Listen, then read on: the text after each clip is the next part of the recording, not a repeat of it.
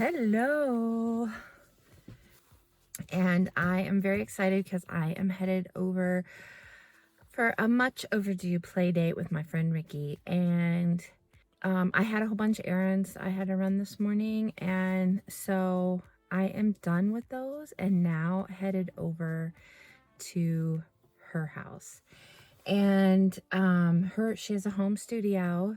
And so I'm not quite sure how this is going to go down, what kind of footage we'll get, but I am really looking forward to it. There's some advantages from arting on the go at someone else's studio, because if you don't have something, or if you're bored with what you have, sometimes there's other things there that you can use or borrow. Or so I'm really looking forward to time well spent with a friend who's also happens to be an arty friend, and someone who, you know, we share a lot in common in life in general.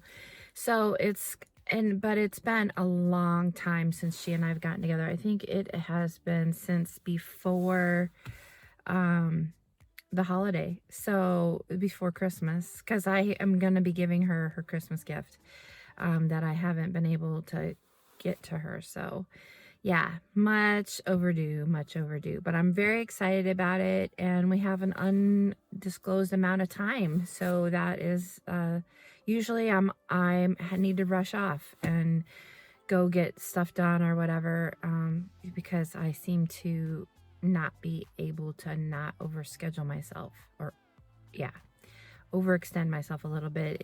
It's an issue that I've been working on. It's one of the things I've been really wanting to focus on being better at this year. So definitely. But anyways, good conversations coming soon, and I'm excited to share this opportunity with you for arting on the go. So yeah, let's head on over. Ooh, gotta use the clicker. All right, we are here for another arting on the go, and today we're arting with a friend. This is my friend Ricky of Ricky Ticky Tabby, or Bricolage Factory, but I will list all her information down below. She is a local Tucson artist. We have her while we have her.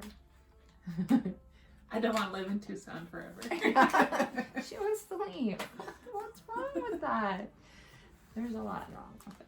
But anyways, we found each other about a year ago, and it'll be a year in. That is like a year and a half. I think it's a year and a half. I want to say it was August, but why not? Yeah. So it'll be in August. It'll be in a 2 years. Yeah. And we don't live very far apart. We've decided we live 30 minutes apart after much discussion. And so we're at her home studio, and she is this is one of her pieces. It's made out of an old vintage book. As you can tell, it is absolutely gorgeous. And she does junk journaling, and she makes these, and they're for sale in her Etsy shop, and they're absolutely beautiful. And I purchased this a long time ago, and I still haven't arted in it, because I mean, it's just beautiful. And so anyways, I need to art in it. So that's what I'm going to be working on today. And Arting on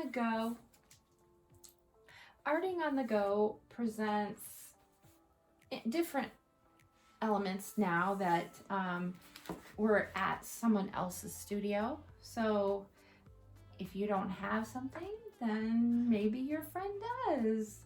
And, you know, input and all that kind of thing. So I brought my Arting on the Go stuff like I normally do. I mean, the exact same under paper that I use every time. So I got that. I've got everything that I normally take on the go, which means I probably won't need much, but we're just gonna take it from here. Ricky's gonna work on some fabric stuff she's got going on. What are you gonna do with them? These will eventually be rust dyed pieces that I put in my shop and use in my journals. But for me, when I'm arting with a friend, I find it really hard to talk and art at the same time. So I knew Nina was coming over, so I pulled out a project that I knew was a mindless project. So it's good to know those things about yourself. Yes, it is. And that, I agree. It is really hard to... I have difficulty when I'm filming for a process or whatever. I'm doing an art journal and or even a technique, and I'm trying to talk while I'm doing it. I find it really challenging. That's why I choose to do voiceover a lot, because I can think through my process that way and not be consumed by the thought rather than the doing. So I work really hard when I'm arting to get out of my brain. And yeah, talking and coming up with that kind of stuff. I agree completely. So yeah, but I'm looking forward to we finally have a play date. We haven't had a play date in Months. yeah, it's been a long time. So we're gonna get started. It might get quiet, but you know. On top is just to hold your, if you want to use. Oh, I have a present. Oh. You can put a little piece of homemade vintage tape on there. Oh, here, I'll give you a couple in that room. Oh. The benefit of arting at a friend's house. Yeah. So is your tutorial on this is on your Patreon? Yes. So she teaches you how to make this faux vintage tape, tracking tape that's like got that aged patina to it on her Patreon. So Patreon, is it a channel? Is it a that's a good question. I don't know, but that's where I put all my tutorials. And it's only $5 a month to have access to 2 tutorials. So yeah, 2 a month, and everything else that you've already done is already there. Yep. So Not a shabby deal. Not a shabby deal at all. Oh my goodness, I love these old. Yeah. And I love when you art on them and you cover stuff up, and then what ends up showing through, you're like, ooh, I wonder what's going to end up showing through. I have a hard time arting over them. Yeah. I can understand that. I would have a hard time too. So my mom sends me all the scraps from her banner making. Mm-hmm. The banners are triangular. So all her scraps are triangular. And right. So I guess go through and make them square. So that's what I'm working on. Is that what ends up in my little bag? No. The little... I mean, they can if you want. But I don't know why you want it. You don't want that kind of stuff.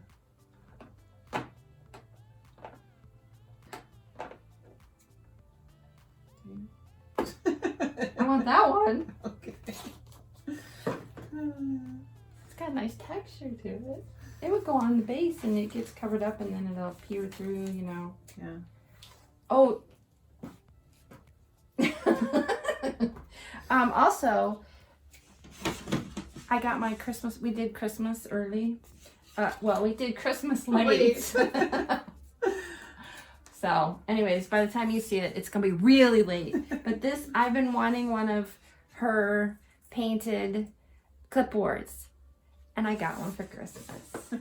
In the back, it says, "Those who don't believe in magic will never find it." It's a Roald Dahl quote. And I love it. I would show you my presents from Nina, but there were so many of them, they wouldn't fit in the camera. I did an advent. She spoiled me. I did an advent this time. I thought it was fun. It was fun to do. It was awesome to open. Yeah, I'm sure. That's something that's a really good bonus when you're at a friend's, is if you're having a hard time and they let you like look, ooh. Neutral. Oh my gosh, she separates it by neutral and colorful. Ooh. Happy to help. I have some of these in mine. I know. You took them from my garbage can. I know. Oh, what are friends for? Look at these. There's some yummies in here. They're better than mine. My goodness. They're not. They are. They're just different. Oh my gosh, that's priceless. Yeah, but it's from a scrap from a piece of vintage sheet music. Really? Yeah. Well, it's orange. It's not going to go with what I'm doing. But you could put it in your stash. Okay, I'm going to do that. I found, so this is not even all of the scraps I own. I thought I was doing really good because I have like 3 bins of fabric behind you that are sorted. And then I found another bin bigger than the one on the bottom. That's from when you and I went to Chick-fil-A. This is? Yeah. I keep meaning to do a page with it, but I haven't. Oh my goodness. On our Phoenix trip. On our Phoenix trip. Ooh, Becky. I know, That's isn't that crunchy? You want that? delectable. You No, know. I'm gonna leave it in here because you need to use I that don't know. one. I actually used a piece like that not too long ago. So, Did you? Yeah. You're welcome to That's delectable. You're welcome to any. There's nothing in there that's not replaceable. I will never miss it. Never miss it. Okay. But you'll think of me when you come across it in your bag. Yes, I will. Yes, I will. Okay, that was the colorfuls. Now the neutral options. Ooh. Ooh. She found the one piece in there that has some color. It's in the wrong bucket. What was this from? Do you know? Well, it's got, it's from a book because it's got a headband on it. Yeah. Yeah.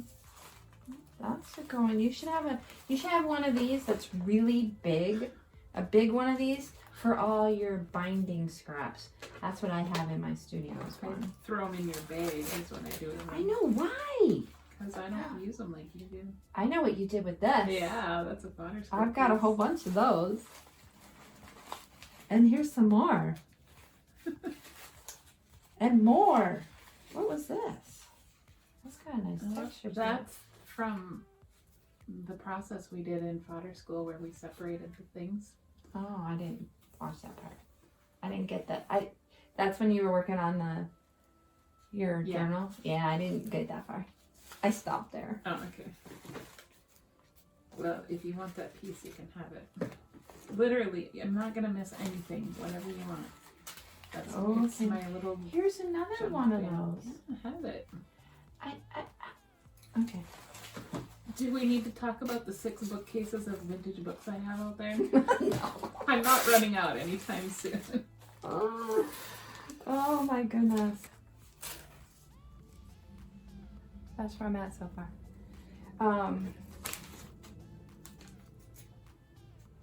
And I'm doing a revive, remake, pizzazz up your scrappy bits out of your dollar and under drawer, or that I call my scrappy bit basket. $1 and under. Isn't that what it's called? Smaller than $1. Smaller than $1. Okay. Anyways, No, 8 below, 5 below, same yeah, thing. what? What's the big deal?